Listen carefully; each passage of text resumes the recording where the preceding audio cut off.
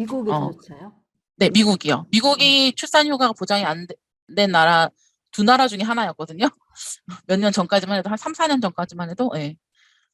그런 것처럼 이제 주마다 이제 인정이 되는 데는 있었는데, 그러니까 연방 정부에서 인정을 안 해주는 그런 거였죠. 그러다 보니까 이제 출산휴가도 제대로 못 쓰고, 6주 만에 이제 아이를, 뭐 데이케어나 이런 데다 맡기고 나와야 되는 상황들도 굉장히 많은 걸 봤고, 저는 뭐 12주까지 제 휴가를 써서, 제가 휴가를 한 3년, 2년 동안 모아서 아이를 낳고, 또 휴가를 모아서 이 애를 낳고 막 이랬었거든요. 그러니까 그러한 상황들이 굉장히 힘들었고요.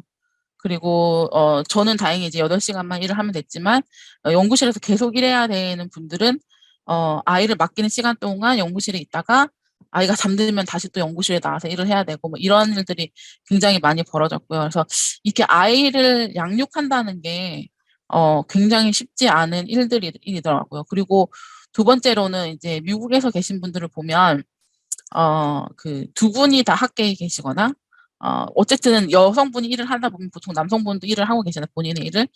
그러다 보면 한 군데서 일을 같이 하기가 힘들어요.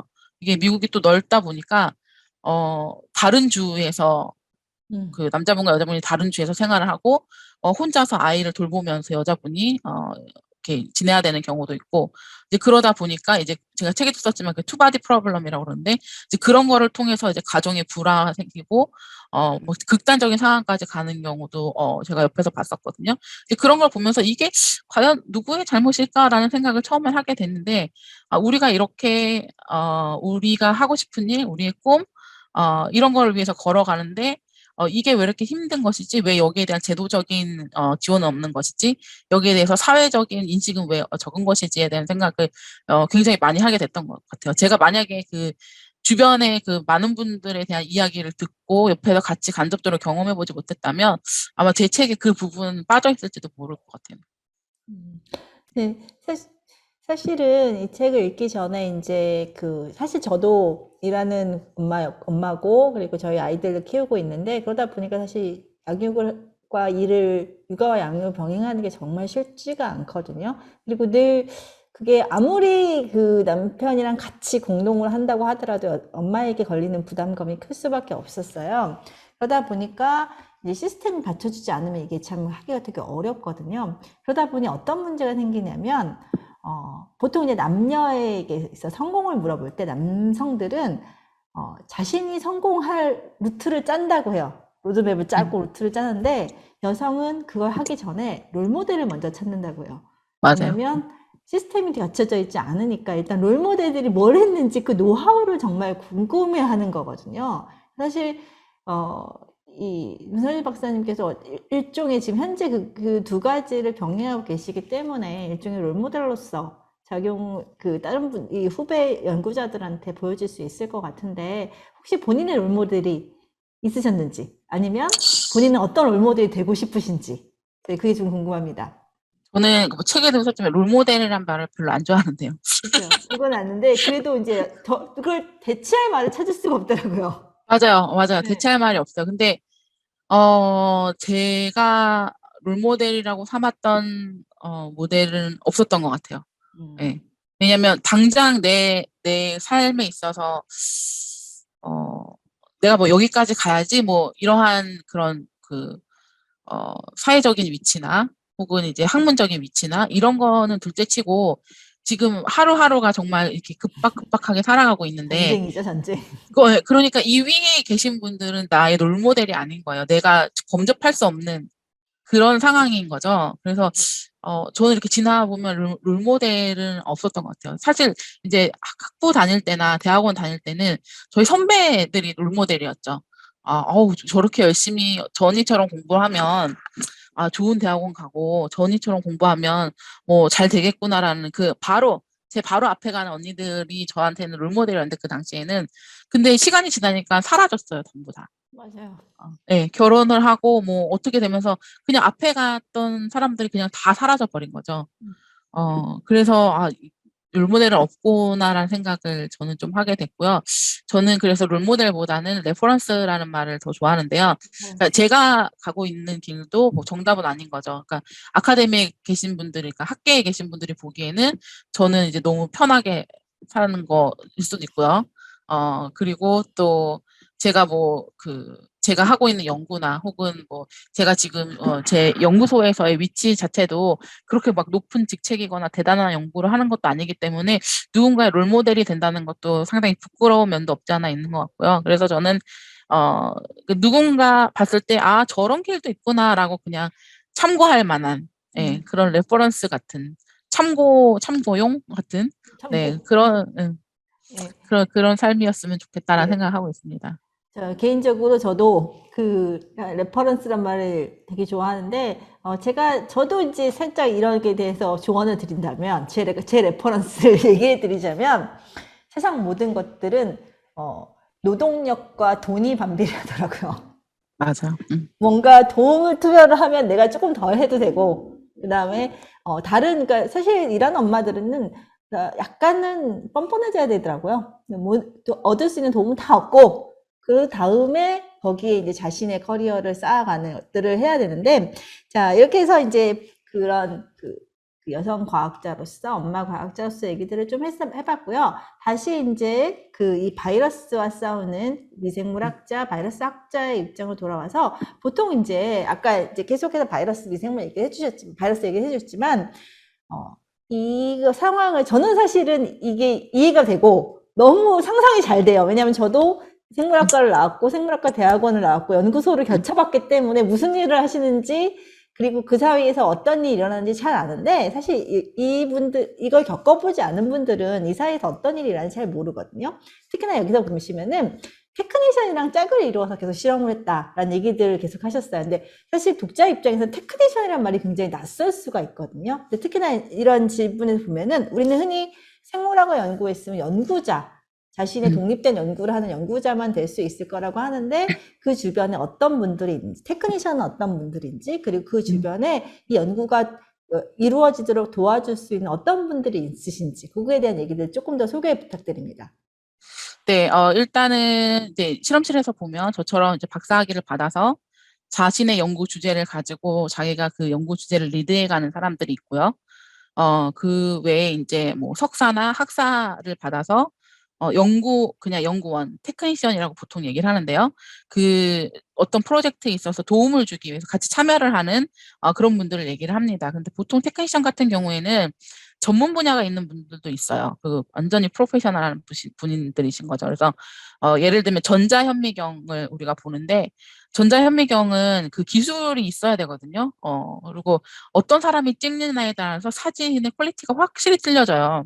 그래서 그런 거를 볼 때 이제 전자현미경만 전문으로 막 몇십 년씩 보신 분도 계시고, 제 책에 쓰는 분 같은 경우에는 CDC에서 나오는 웬만한 전자현미경 사진 다 그분의 손을 거쳐서 몇십 년 동안 나왔었는데 그런 것처럼 되게 프로페셔널하지만 박사학위는 없고 자기가 뭐 리드하는 프로젝트는 있는 건 아니지만 그렇게 다른 사람들이 도움을 주면서 자신의 전문 분야를 하시는 분이 있고 또 어떤 분들은 어, 그 저희는 뭐 대학원 때는 저희가 뭐 비카도 땄고 뭐 다 저희가 손으로 했지만 연구소다 보니까 그런 걸 다 준비해 주시는 분들이 계세요. 그래서 세포 배양액도 만들어 주시는 분도 계시고 그리고 뭐 그런 비커 같은 것도 다 닦아서 이렇게 깨끗하게 해주시는 분도 계시고 뭐 치약도 만들어 주는 분도 계시고 막 이렇거든요. 그래서 그러한 전문 분야에 계신 분들이 있는 거죠. 근데 그분들이 그렇다고 뭐 임금이 아주 낮거나 뭐 계약직이거나 이게 아니고 동등하게 다 똑같이 정규직인 분들도 계시고, 뭐 은퇴까지 또 일하시는 분들도 계시고, 다양한 분들이 계시는 거죠. 근데 이제 그 구성원 사이에서, 이런 일을 하찮은 일이니까, 뭐 나한테 별로 도움이 안 되는 거야. 뭐 이렇게 대하는 게 아니고, 이 프로젝트에 있어서 나한테 도움을 주는 사람들이 이만큼 있고, 이 사람들도, 전문가라는 그런 의식을 갖고서, 서로를 좀 바라봐야 되는, 그런 거를 제가 미국 와서 굉장히 많이 느꼈던 것 같아요. 네. 그래서 나름대로 전문성을 가지고, 그러니까 연구자는 아니지만 자신의 책임으로 독립적인 프로젝트를 수행하는 연구자는 아니지만 자신의 나름 전문성을 가지고 접근하는 테크니션들, 그리고 그 테크니션과 함께 합작해서 다양한 실험들을 하고 계시다, 이런 얘기를 해주셨고요. 실제로 그리고 이런 분야도 사실 테크니션의 숫자도 굉장히 많죠. 많죠. 네, 네. 네, 그래서 사실 연구자만큼 테크니션도 많고, 그리고 테크니션 하는 일도 굉장히 많다는 거 알아두시면, 혹시나 이쪽으로 관심을 가지신 분들에게 또 다른 직업의 길이 있다는 것을 알려드리고 싶고요. 그 다음에 이제 또 질문을 드리고 싶은 건요. 이 생물학 실험이라는 게 아까 말씀하셨지만 그래프 그리셨잖아요. 그 점 하나 찍을 때 얼마나 네네. 힘드셨는지 라는 얘기가 나오는데, 이 그래프를 보실 때 이제 독자분들은, 그러니까 여기에 대한 연구를 하지 않으신 분들은 이상하게 생각하실 게 하나 있을 것 같아요. 왜냐하면 이 점이 나왔는데 이게 이 직선에 접근하지 않거든요. 이 경향성은 보이는데 튀는 점들이 나와요. 근데 이런 그쵸. 것들을 데이터를 처리하게 되면 이제 보통 우리는 과학이라는 건 굉장히 정확하고, 그다음에 굉장히 우리가 이제 신뢰할 수 있을 만한 그런 데이터가 나오기 때문에 정확하다고 믿는데, 사실 많은 생물학 데이터들이 이런 식으로 이제 튀는 경우도 많고 경향성만 맞아요. 보이는 경우도 많거든요. 그래서 이런 것들을 해석을 하거나 독자들이 받아들일 때 어떤 식으로 접근하는 게 좋은지에 대한 그 팁을 좀 부탁드립니다. 특히나 이제 생물학 연구, 더군다나 동물을 사용하거나 아니면 사람의 임상 실험 이런 것들을 볼 때는 우리가 사람마다 면역이 틀리다고 얘기를 하잖아요. 그리고 동물도 마찬가지예요. 동물도 어떤 동물은 똑같은 백신을 똑같이 줘도 어, 면역이 잘 나오는가 하면 어떤 동물은 아니거든요. 같이 실험을 했음에도 불구하고. 그러니까 그 개개인의 차이라는 거를 우리가 과학에서 배제를 하지 않으면 안 된다고 생각을 합니다. 그래서 특히 생물 같은 경우에는 개개인의 차이, 각 동물의 차이, 각 사람의 차이 이런 것들이 있기 때문에 우리가 그 많은 사람을 모아서 임상 실험을 하고 많은 수의 동물로 실험을 해야 되는 이유가 그 차이에서 오는 오차들을 줄이기 위해서 그렇게 많이 사용을 하게 되는 것이거든요.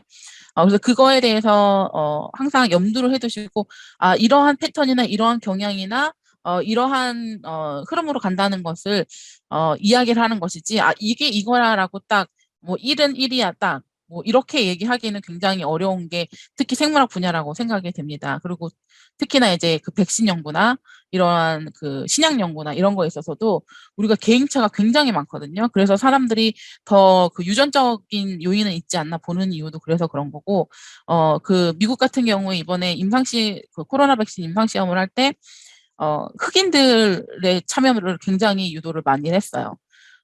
왜냐면 이제 미국의 인구의 굉장히 많은 부분을 흑인들이 차지하고 있는데, 흑인들에 대한 데이터가 없으면 이 백신이 제대로 되는지 안 되는지 인종별로 차이가 있는지 없는지에 대해서 우리가 알 수 없기 때문에 많이 참여를 하라고 막 독려를 하고 캠페인을 막 하고 그랬었거든요. 그런 것처럼 이제 개인에 대한 차이들, 그다음에 인종에 대한 차이들, 뭐 유전적인 차이들이 굉장히 많기 때문에 이런 뭐 경향이 나오고 이런 패턴이 나온다는 거를 결국에는 많은 데이터를 통해서 이러한 그 결과를 얻었다는 거를 좀 생각을 하고 특히나 이런 생물학 데이터는 봐주셨으면 하는 생각이 있습니다. 네.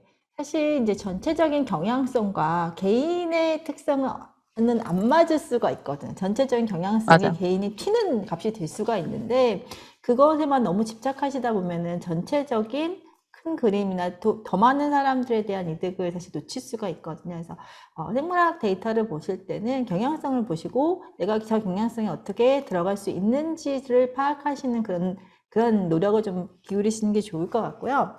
또 이제 좀 민감한 주제인데, 사실 한국에서 지금 가장 그 문제가 되는 것 중에 하나가 이제 소아 백신이거든요.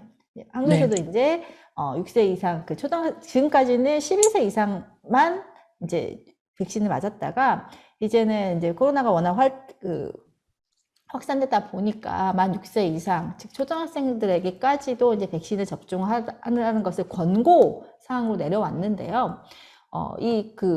소아용 백신과 성인용 백신의 구체적인 차이는 무엇이고, 그리고 사실 이 소아용 백신이 과연 얼마나 맞출 필요성이 있는지에 대한 얘기들을 조금 구체적으로 부탁드릴 수 있을까요? 네.